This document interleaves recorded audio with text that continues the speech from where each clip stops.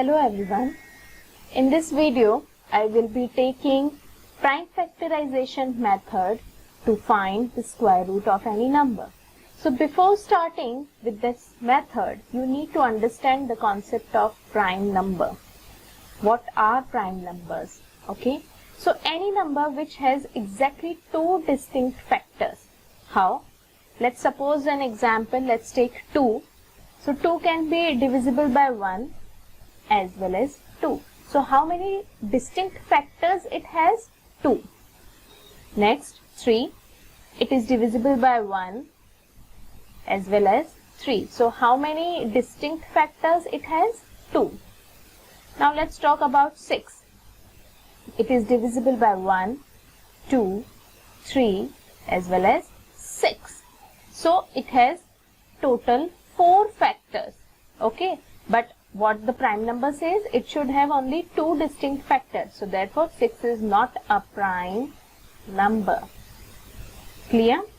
So 2, 3, 5, 7, 11, these are called the prime numbers. Okay, I hope the concept is clear to you. So here also I will take the same example which I have taken in repeated subtraction, that is 100. Now what we are going to do in this, first of all, I will start with the smallest prime number. Okay, so 100, it is divisible by 2. When I divide, I will get 50. 50 is again divisible by 2. So I will get 25.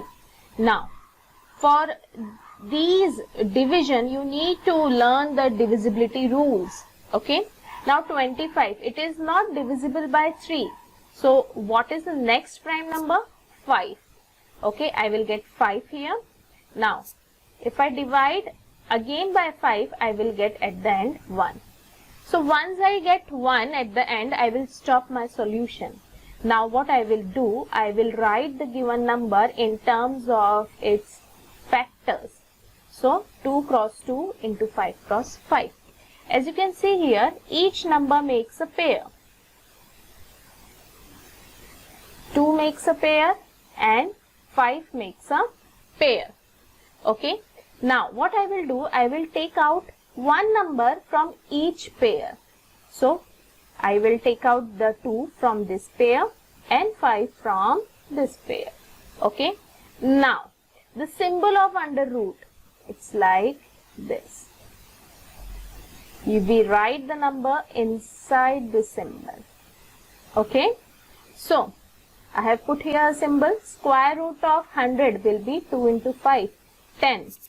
So like this, by using prime factorization, you can calculate the square root of any number. Let's take one more example.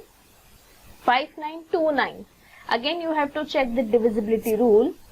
So which says that the number is divisible by 7. I will get 8 for 7. Again, it is divisible by 7. I will get 1 to 1. Now 1 to 1 will be divided by 11, that is again a prime number, and at the end I will get 1. Same process, 5929 will be written in terms of its factors.